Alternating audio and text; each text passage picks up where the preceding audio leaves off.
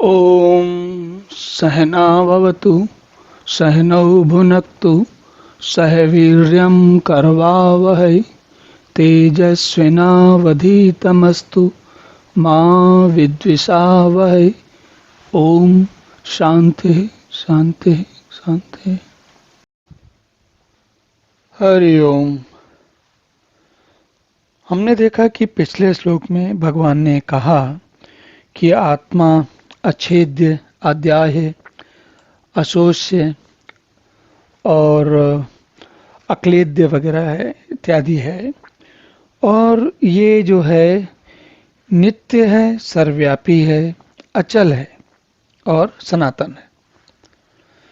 तो पिछले श्लोक में 24वें श्लोक में बहुत कुछ हुआ, और ये जो भी पिछले 24वें श्लोक में भगवान ने जो कुछ कहा, इसको समझने में, इसकी गहराई तक जाने में हमें थोड़ा समय लगता है, थोड़ा उसको देखना पड़ता है कि भगवान क्या कह रहे हैं। और विशेष बात यह है कि 24वां श्लोक जो है वो भौतिक जगत के विषय में अधिक बात करता है। जैसे कहते हैं, भगवान कहते हैं कि आत्मा अछेद्य है। अछेद्य का मतलब है जिसमें छेद किया जा सकता है। तो स्वाभाविक है, छेद तो किसी भौतिक, जैसे कोई जमीन में छेद कर सकते हो, आप दीवार में छेद कर सकते हो, आप पेड़ के तने में छेद कर सकते हो, इत्यादि है ना। ये सब चीजें, क्योंकि ये सारी भौतिक चीजें दिखती हैं, इनको आप अपनी इंद्रियों से देख सकते हो, स्पर्श कर सकते हो, अनुभव कर सकते हो। तो जो चीजें हम अपनी इंद्रियों से अनुभव कर सकते हैं उन्हें कहते हैं भौतिक वस्तुएं। और इंद्रियों से भी, जैसे आंखों से दिख सकती हैं, कानों से सुनाई दे सकती हैं, वो सब भौतिक वस्तुएं। और इसके कारण, तो इसलिए इन सब भौतिक वस्तुओं को ध्यान में रखते हुए भगवान ने इस पिछले श्लोक में, 24वें श्लोक में अलग अलग तरीके से, अलग अलग प्रकार से उसको बताया है। जैसे उन्होंने ये कहा कि भाई अछेद्य है, अदाय है, बोला जला नहीं सकते हो, अक्लेद्य है, जिसको गीला नहीं कर सकते, मतलब गीला करके होता है ना, कोई चीज़ गीली होती है तो धीरे धीरे गल जाती है, तो गला नहीं सकते। और अशोच से सुखा नहीं सकते, जैसे बहुत गर्मी होती है, रेगिस्तान वगैरह होता है तो उसमें सब चीज़ें सूख जाती हैं, तो वो नहीं कर सकते। अब आप देख रहे हैं, जला नहीं सकते, सुखा नहीं सकते, गीला नहीं कर सकते, छेद नहीं कर सकते, ये सारी बातें हुई किसके लिए? भौतिक वस्तुओं के लिए। इसके बाद भगवान ने कहा अयम नित्य सर्वगता। अब उसके बाद जो उन्होंने कहा कि मैं जो है वो नित्य हूं और सर्व, ये मैं नहीं है, ये जो आत्मा है वो नित्य है और सर्वगत है। सर्वगत का क्या, जैसा हमने पिछली बार बात की थी कि सर्वगत का अर्थ होता है कि जो सब जगह गया हुआ है। अब सब जगह का क्या तात्पर्य है? धरती पे गया है कि सौरमंडल में गया है कि पूरे ब्रह्मांड में गया है? तो सर्वगत का जो हम ये मतलब समझेंगे वो यही समझेंगे कि पूरे ब्रह्मांड में गया है। तो जो सब पूरे ब्रह्मांड में गया है, जाना वो स्वाभाविक है, अचल हो गया। अचल क्यों हो गया? क्योंकि जाना आना स्पेस में होता है। स्पेस का मतलब जगह में, स्थान में, एक स्थान से दूसरे स्थान पे जाते हो। लेकिन कोई अगर ऐसी चीज है जो सब स्थानों में व्याप्त है, तो उसको जाने के लिए कोई दूसरा स्थान है ही नहीं, वो जाएगी कहाँ? तो ये बात हुई जो सर्वगता की। अब उसके बाद स्थाणु कहते हैं, स्थाणु मतलब एक जगह स्थायी है, तो ये लगभग एक जैसी बात है। अब मैंने ये 24वें श्लोक पर इसलिए दोबारा ध्यान दिया क्योंकि अब हम देखते हैं 25वें श्लोक को। इसमें भगवान क्या कह रहे हैं? भगवान कहते हैं अव्यक्तोऽयम् अचिन्त्योऽयम् अविकार्योऽयम् उच्यते तस्माद् देवं विदित्वैनं नानुशोचितुम् अर्हसि। ये जो बात कही अव्यक्त, उन्होंने कहा कि ये आत्मा जो है अव्यक्त है, अचिंत्य है और विकार रहित, अविकार, अविकार्योऽयम् अयम्, मतलब जो जिसमें विकार नहीं होता। अब तीन बातें हैं, जरा इन पे एक एक करके ध्यान देते हैं। पहला तो अव्यक्त, दूसरा अचिंत्य, तीसरा अविकार। अव्यक्त का क्या अर्थ है? हम कहते हैं व्यक्त उस चीज को जो किसी न किसी प्रकार से व्यक्त हुई है। व्यक्त हुई मतलब दिखती, या तो दिखे या सुनाई दे या स्पर्श में आए या सुगंध उसकी आए या कुछ या उसका आकार दिखे। तो कहा यह जाता है कि जो चीजें, जब भी कोई वस्तु व्यक्त होती है तो उसको वो इनमें से कोई ना कोई रूप लेती, कोई ना कोई प्रकार धारण करती है। इसीलिए आपने देखा होगा, जैसे हम कहते हैं ना व्यक्त, व्यक्त से ही व्यक्ति बना है। व्यक्ति का मतलब होता है जिसकी व्यक्त होने की जब इति हो जाती है तो व्यक्ति होता है। इसीलिए हम मनुष्यों को व्यक्ति कहते हैं, क्योंकि परमात्मा की जो सबसे अच्छी, जो सबसे संपूर्ण रूप में जो दिखने वाली स्थिति है वो है मनुष्य, इसीलिए उसे व्यक्ति कहते हैं।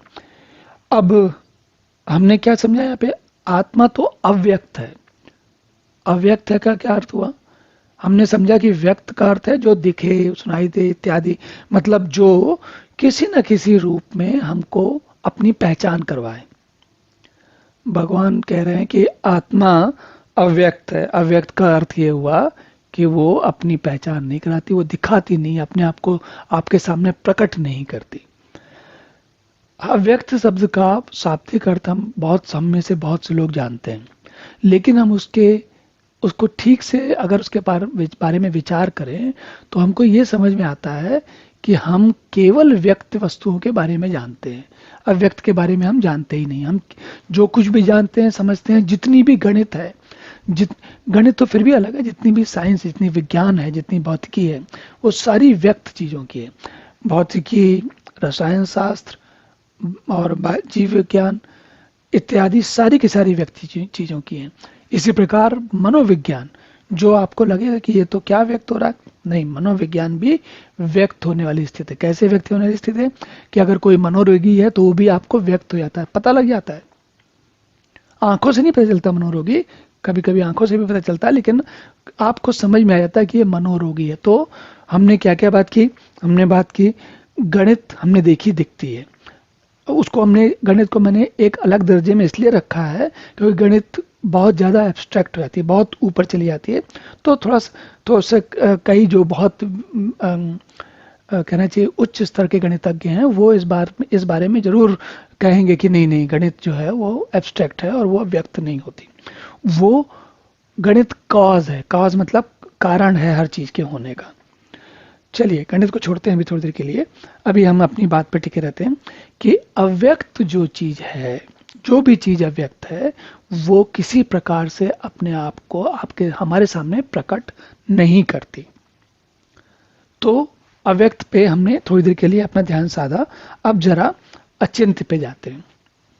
अचिंत्य का क्या अर्थ होता है, अचिंत्य का अर्थ होता है जिसके बारे में चिंतन नहीं किया जा सकता, जिसके बारे में सोचा नहीं जा सकता। सोचने का क्या अर्थ होता है, सोचने का अर्थ होता है जैसे हमारे मन में विचार आए। एक उदाहरण समझिए, एक पहाड़ है, तो हम पहाड़ के बारे में चिंतन कर सकते हैं कि ये पहाड़ कैसे बना, किस काल में बना, इसकी अभी क्या स्थिति है, और इस पहाड़ पर कोई लोग घूमने जाते हैं कि नहीं जाते हैं, ये पहाड़ क्या किसी ज्वालामुखी के कारण बना। अब ये सब हम क्या कर रहे हैं, हम उस पहाड़ के बारे में चिंतन कर रहे हैं। या फिर कोई और बात कर लीजिए, जैसे क्या होता है, हमें धन कमाने के कैसे क्या क्या तरीके हैं, हम इन बारे में चिंतन करते हैं। अच्छा, इस तरीके से धन कमा सकते हैं, इससे नहीं हो सकता तो उस तरीके से कमा सकते हैं, कितना कमा सकते हैं, कितना ज़्यादा कमा लेंगे तो अच्छा रहेगा, कितना कम होगा तो कितनी दुख की स्थिति रहेगी। ये सब क्या है, इसे हम कहते हैं चिंतन करना। चिंतन करने का अर्थ ये होता है कि जब हम मन के किसी विषय पर बुद्धि उसको नाना प्रकार से उसमें विश्लेषण करती है तो उसे हम चिंतन कहते हैं। तो भगवान कह रहे हैं कि आत्मा अचिंत्य है। अचिंत्य का यहाँ अर्थ है ऐसी कोई चीज है जिसके बारे में चिंतन नहीं किया जा सकता। अचिंत्य, चिंत्य नहीं, अचिंत्य। अब इसके बाद अगला देखते हैं, आत्मा विकार रहित है। अब भगवान ने लिखा संस्कृत में जो लिखा, भाषा में लिखा है, लिखा अविकारो। आत्मा, अब हिंदी में हमने लिखा है तो आत्मा विकार रहित कहा जाता है, ऐसा लिखा है। अविकार का मतलब क्या होता है, देखिए विकार जो होते हैं, एक होता है कार, कार का मतलब होता है कुछ होना, कार्य को कार भी कहते हैं। जैसे हम कार्य कहते हैं ना, वो उसी को भाषा में हर जगह जगह लगते हैं। जैसे प्रकार, बहुत सारे बिल्कुल अच्छी तरीके से विभिन्न से तरीके से देखे तो प्रकार। आकार, मतलब जब कार जो है वो पूरा हो जाए, बड़ा हो जाए तो आकार हो जाता है। तो इसी प्रकार कार शब्द बहुत जगह लगता है और आपने कार प्रत्यय है बहुत जगह लगता है और आपने देखा होगा, जानते होंगे। भाषा हिंदी और संस्कृत जानने वाले लोग सभी जानते हैं इस बात को। अब विकार का अर्थ क्या होता है? विकार का हम साधारण जो अपनी हिंदी भाषा में अर्थ लगाते हैं, हम कहते हैं जो कोई चीज विकृत हो गई, खराब हो गई, उसको बोलते हैं विकार। विकार का एक अर्थ और भी लगाया जा सकता है, वो है विशेष कार्य। विकार मतलब विशेष कार्य। तो अब जरा अविकार को लगाते हैं।